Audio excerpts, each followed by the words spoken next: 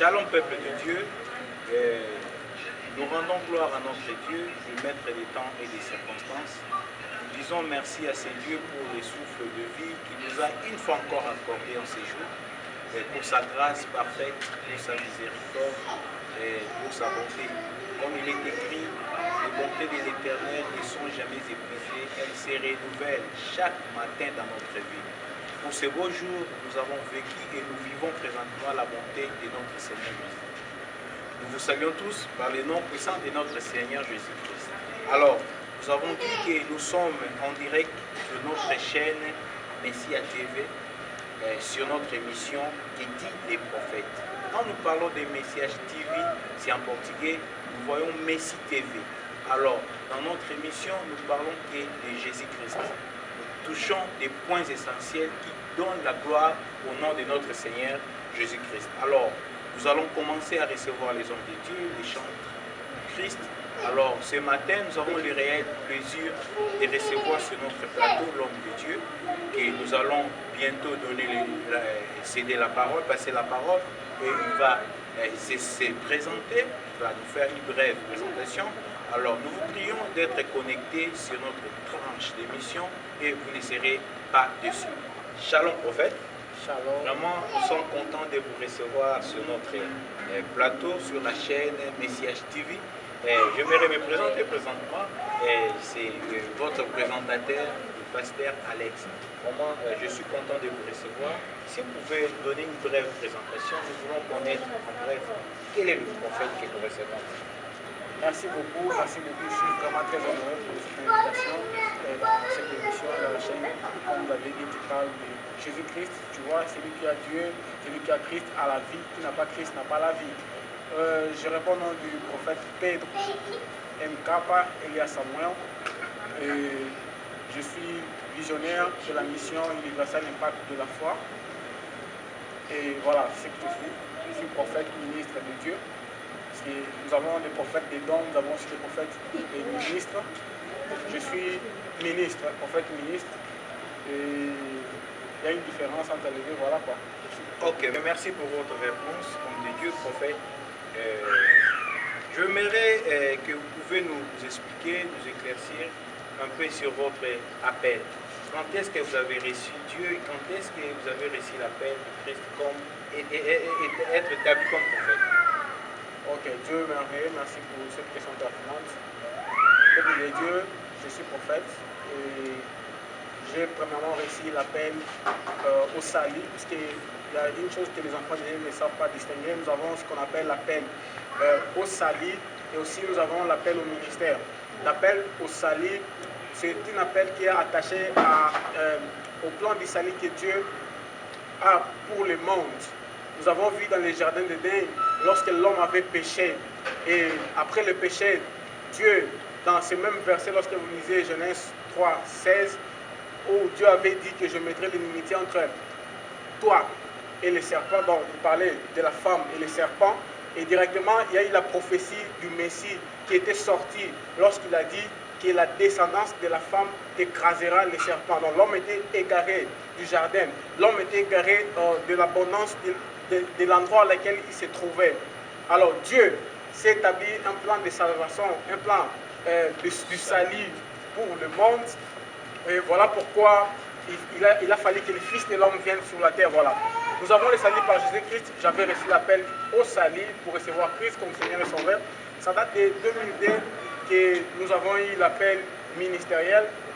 Dieu nous a appelés dans ce ministère et nous avons reçu un mandat de la part de Dieu. Voilà, je me rappelle, c'était dans une retraite alors que j'étais en train de préparer mon tout premier séminaire où je parlais sur le Saint-Esprit à l'œuvre. C'est là que j'avais reçu l'appel de Dieu alors que je me voyais dans une vision. Dieu m'est apparu pour me parler. Qu'est-ce que Dieu m'a dit? Dieu m'avait dit, tu es mon serviteur que je soutiendrai, mon élu en qui mon âme prend plaisir. Je mise sur toi mon esprit. Je te fais avaler le rouleau de ma parole. Ta bouche bénira et ne maudira pas. Par toi, je ferai éclater ma puissance. Et ensuite, Dieu m'a dit, vas-y, amène mon peuple à la connaissance du surnaturel en enseignant la foi par la démonstration de la puissance du Saint-Esprit, afin que ma parole, ma présence, mon esprit transforme et crée un impact significatif et complet dans la vie des individus. Voilà le message que j'ai reçu. Et là déjà nous voyons le message que l'Éternel vous avait donné. Ouais. Ok, merci, nous sommes satisfaits vraiment de votre réponse. Alors nous voulons un peu savoir votre vision par rapport à la mission que l'Éternel vous a donnée. Parce que quand l'Éternel vous donne une mission, il donne aussi la vision. Alors nous voulons connaître, savoir, si vous pouvez expliquer à nos téléspectateurs qui nous suivent à cet instant, quelle est votre vision par rapport à la mission que l'Éternel vous a donnée. Merci pour la question. Bien-aimés dans le Seigneur, vous qui nous suivez à ce moment, vous qui êtes connectés, nous avons une mission par rapport au message, par rapport au mandat, par rapport à la vision que l'Éternel Dieu nous a confiée. Quelle est cette mission? Premièrement, nous situerons notre mission dans la parole de Dieu lorsque Dieu dit que allez et faites de toutes les nations mes disciples. Donc Dieu nous envoie pour former les disciples pour Jésus. Jésus-Christ nous envoie pour ramener les hommes vers lui. Ça, c'est la mission principale que nous avons. Par rapport à la vision, par rapport aux détails que nous avons demandé à Dieu, par rapport à la vision que Dieu nous avait confiée, et nous avons la mission de faire connaître la gloire de Dieu dans le monde entier. Nous avons la mission de sauver les hommes en les réconciliant avec Dieu. Nous avons la mission de lutter contre les forces démoniaques qui sont en train de dominer les enfants de Dieu. Et nous sommes nés pour combattre l'enfer. Nous sommes nés pour réussir. Nous sommes nés pour impacter nos générations. Nous sommes nés pour changer des choses. Voilà la mission que Dieu nous donne. Et aussi, nous préparons l'Église, corps de Christ, à la rencontre de son époux. Parce que Jésus-Christ va revenir. Nous devons préparer l'Église. Nous devons préparer le monde à la rencontre de Jésus-Christ qui va revenir sur la terre pour prendre l'époux qui est l'Église. Voilà la mission que nous avons. Ok, merci prophète pour votre réponse. Alors, il y a une question qui me montre. Est-ce que vous trouvez aussi des difficultés dans votre parcours depuis que vous avez reçu votre appel, depuis que vous œuvrez comme prophète dans l'Église? Est-ce qu'il y a des difficultés que vous rencontrez dans votre parcours?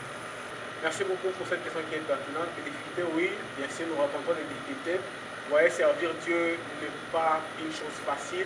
Il y a des fois, nous avons le pain sur la planche, c'est vraiment très difficile. Pourquoi? Parce que la première difficulté que j'ai eue quand j'ai reçu cet appel, c'est la différence entre les deux personnes qui habitent dans le même corps. C'est que je suis à la fois prophète et en même temps Pedro. Voilà, si on peut faire la différence entre Pedro et prophète Pedro, sont deux personnages qui sont différents, qui habitent dans le même corps. Il arrive des fois l'onction, parce que lorsque l'Esprit de Dieu habite dans un corps, c'est l'Esprit divin et il transforme la vie de ce corps-là. Le corps devient divin. Donc l'Esprit humain reçoit l'Esprit divin, il se manifeste comme homme et comme Dieu.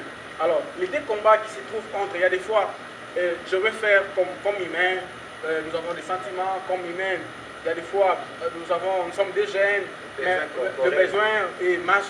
Vous vous rendez compte que Dieu vous appelle. Il y a des choses comme les jeunes de ma génération, je dois aussi avoir certains sentiments, des fois, mais on ne les fait pas. Des fois, on évite, mais tu vois, les corps te demandent. Tu vois, tu dois parfois chercher à se comporter comme d'autres personnes, mais tu te dis non, moi je suis un appelé. Tu vois la personne du prophète réclame en toi, la personne de l'homme de Dieu réclame en toi. Tu dois faire la mission que Dieu t'a confiée. Tu dois faire les choses conformes que ton propriétaire Dieu t'a appelé pour faire. Tu vois, les deux combats qui existent entre les deux personnalités, ça n'a pas toujours été facile. Et l'esprit te demande, et la chair des fois te demande. Alors c'est vraiment ça la différence et la difficulté que nous avons. Ok, il y a encore une autre question qui me montre. Et qu'est-ce que vous faites? Parce que nous sommes dans une génération où les jeunes serviteurs se sont levés pour servir Dieu. Alors dans cette génération, nous sommes vraiment critiqués. Et on est vraiment exposés dans un monde où le péché règne. Alors il y a vraiment une difficulté que les gens croient dans ce que l'Éternel a mis en nous. Et dans cette circonstance, comment vous vous en sortez pour que les jeunes, pour que le peuple de Dieu croie en ce que Dieu a mis? Bien-aimés dans le Seigneur, merci beaucoup pour la question qui est pertinente, très pertinente, vous posez de belles questions. Et nous avons des difficultés, comme vous l'avez dit. Vous savez, aujourd'hui, nous sommes au 3e millénaire du 21e siècle. Nous sommes dans un monde en pleine mutation où le monde circule à la vitesse de la pensée, à la vitesse des TGV. Ce n'est pas facile parce que nous avons une génération de personnes des fois qui ne croient pas au ministère, qui ne croient pas aux hommes de Dieu, qui ne croient pas à l'appel que les gens ont. Mais face à ces difficultés, nous faisons simplement recours à la personne qui nous a appelés. Jésus-Christ nous a appelés. Jésus, c'est notre force. Jésus-Christ nous donne la force contre les combats qui s'élèvent dans notre ministère. Il arrive des fois des gens qui ne croient pas à toi alors que tu as le mandat. Mais le signal par lequel Dieu accompagne la mission, le signal par lequel Dieu nous a donné prouve aussi l'appel de Dieu dans notre vie. Vous voyez pourquoi? Ce sont des difficultés liées à notre génération. Vous savez, il n'y a pas quelque chose de plus mieux que servir Dieu. Servir Dieu. La Bible dit que sers-moi, je bénirai ta maison, je bénirai ta riche, je bénirai ton bétail. Je serai posé demain pour être couronné, pour avoir le couronne du service que tu as fait pour Dieu, parce qu'il n'existe pas plus meilleure chose que servir Dieu. Vous avez connu l'histoire de Jonas qui fouillait l'appel de Dieu, tu vois. Il a voulu travailler, et il a voulu se reposer au moment qu'il pouvait travailler pour Dieu. Tu vois ce qui est arrivé avec le poisson. Là, j'étais à Ninive, là où il devait poursuivre sa mission. Tu vois. Donc, ce sont des choses que nous devons comprendre qu'il est plus bon, il est plus mieux de servir à Dieu. Et lorsque nous servons à Dieu, nous devons nous mettre en tête que Dieu est avec nous. Nous devons confier au Dieu qui nous a confié la mission. Nous devons confier à Christ qui marche avec nous. Parce que moi, je me dis qu'un homme qui sert Dieu, tu dois laisser un impact sur cette terre. Tu dois impacter ta génération significativement. Dans tout ce que tu fais, il faut que tu résistes à ta mission avec Dieu. Voilà, merci beaucoup pour la question. Voilà la réponse.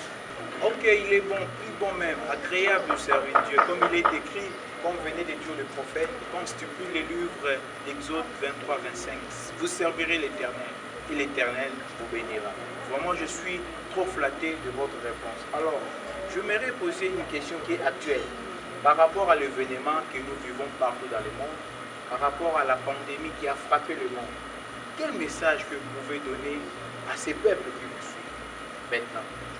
Nous pleurons, nous posons des questions, je ne sais pas prophète. Quel message que vous pouvez rassurer ce peuple de Dieu par rapport à cette pandémie? Bien-aimés dans le Seigneur, les moments que nous sommes en train de passer sont des choses prédites par Dieu. Tu vois, la Bible, c'est un catalogue qui reprend tous les faits qui apparaissent dans la vie de l'homme. Tu vois, il n'y a rien de nouveau sur le soleil, comme dit l'Ecclésiaste. Tout qui arrive sur la terre sont des choses qui ont été prédites, que Dieu a déjà prévues. Tu vois, la Bible a la réponse par rapport à chaque situation. Le message que je peux te donner, le message que je peux te laisser, peuple de Dieu, vous qui me suivez de partout, tu dois confier, tu dois faire confiance à Dieu par rapport au moment que nous sommes en train de passer. Parce que la Bible dit que celui qui habite à l'abri du Très-Haut repose à l'ombre du Tout-Puissant. Bien-aimé, lorsque tu es sous l'ombre du Tout-Puissant, il n'y a aucun démon qui peut te toucher. Il n'y a pas une pandémie qui a le pouvoir. Lorsque tu lis ces passages, lorsque tu vas descendre, plus tard tu verras que Dieu dit que je vais te délivrer de la peste. La peste peut arriver. La peste, c'est la pandémie. La peste sont des maladies qui arrivent. La peste, Dieu avait prévu toutes les situations qui peuvent arriver dans la vie. Cette maladie, cette pandémie ne peut pas te faire perdre ton point focal avec Dieu, ta marche avec Dieu. Tu dois apprendre à confier à l'Éternel. Bien-aimé, fais confiance à Dieu. Si tu crois, cette pandémie n'arrivera pas dans ta maison. Cette pandémie n'arrivera pas dans la vie de tes enfants. Dans la voiture, tu vas monter. Dans l'avion que tu vas monter. Partout où tu vas marcher. Dans ta famille. Personne ne sera affecté par cette pandémie. Pourquoi? Parce que tu habites à l'ombre du Tout-Puissant. Tu es à l'abri du Très-Haut. Les démons ne seront pas dévier ta vie. Les démons ne seront pas te toucher. Pourquoi? Parce que celui qui te protège, c'est le Saint d'Israël. La Bible dit, il ne sommeille ni ne dort. Il n'y aura pas un jour que Dieu va dormir. Il n'y aura pas un jour. Bien-aimé, tu sais pourquoi tu dois te confier à l'Éternel? Tu sais pourquoi tu dois passer outre cette pandémie, voir comme si c'était une session normale? Pourquoi? Parce que toi, tu es un vainqueur. Tu es un vainqueur. Et aussi longtemps que tu vis dans la marche avec Dieu, tu vas vaincre les maladies, tu vas vaincre les situations qui vont arriver. Voilà, lorsque tu lis la Bible, Jean dit ceci, je vis un ange qui sortait en vainqueur pour aller vaincre. Tu vois, il y a une différence lorsqu'il y a une personne qui est en train de sortir en vainqueur pour aller vaincre. C'est-à-dire quoi? Les combats qui se passent devant lui, il ne peut pas, il peut combattre comme non, mais il aura la victoire parce qu'il sort déjà comme vainqueur chez lui, là où il est. Donc si tu es un vainqueur, c'est qui un vainqueur? Le vainqueur est celui qui répond positivement à tout ce qui lui arrive dans la vie sans pourtant chercher un coupable. Bien aimé, la maladie arrive. Quelle est ton attitude? Comment est-ce que tu parles? Est-ce que c'est vrai que tu fais confiance à Dieu? C'est vrai que tu as une pensée positive par rapport à la situation de la pandémie qui est arrivée? C'est qui un vainqueur? Le vainqueur dit maintenant, je ne laisserai pas quelqu'un piloter mes émotions à distance, peu importe ce qui s'est passé dans ma vie, je peux encore modifier l'histoire de ma destinée. Bien aimé, le moment de confinement doit te laisser avec l'attitude de vainqueur. Le vainqueur est un architecte qui dit, qui conçoit des plans. Vous savez, papa, l'architecte qui conçoit des choses qui n'ont pas existé. Vraiment, par rapport à cette pandémie, nous devons toujours espérer en Dieu, poser notre confiance en Dieu, car il est écrit, lorsqu'on tourne vers lui les regards, nos visages sont rayonnés de joie et ne seront point couverts de honte. Vraiment, je suis satisfait par rapport à votre parole, prophète. Alors, pour un peu nous apaiser, je veux savoir votre doctrine. Vous croyez en quelle doctrine? Merci beaucoup pour la question. Par rapport à notre doctrine ou à ce que nous croyons à un seul Dieu, selon 1 Thessaloniciens 2:15. Nous croyons au Fils de Dieu, à Jésus-Christ comme le Fils de Dieu ressuscité entre les morts, selon 1 Thessaloniciens 5:20. Nous croyons aussi que la Bible est la parole de Dieu et la prophétie par excellence, selon la parole de Dieu dans 2 Pierre 1:25, 20 à 21. Nous croyons aussi au baptême par immersion, selon Matthieu 28:19. Nous croyons aussi aux dons spirituels manifestés dans le corps humain, selon 1 Corinthiens 12:11. Et nous croyons aussi à l'enlèvement de l'Église, selon 1 Thessaloniciens 4:13. Et nous croyons aussi au jugement dernier, selon la parole de Dieu dans le livre des Hébreux 9, verset 27. Voilà les doctrines de notre ministère, de ce que nous croyons. Ok, merci. Et pour chuter, nous nous approchons bel et bien à la fin de notre mission. Alors, j'ai peut-être une dernière question, si je peux dire. Est-ce qu'il y a un verset biblique que vous aimez vraiment? Et s'il y a un verset que vous aimez, lequel? Et si vous pouvez réciter les écrits de ce verset. Merci pour chuter. Merci beaucoup, l'homme de Dieu, pour la question. J'ai un verset que j'aime beaucoup, Jean 3:16. Jean 3:16, la Bible dit, car Dieu a tant aimé le monde et qu'il a donné son Fils unique, afin que quiconque croit en lui ne périsse point, mais qu'il ait la vie éternelle.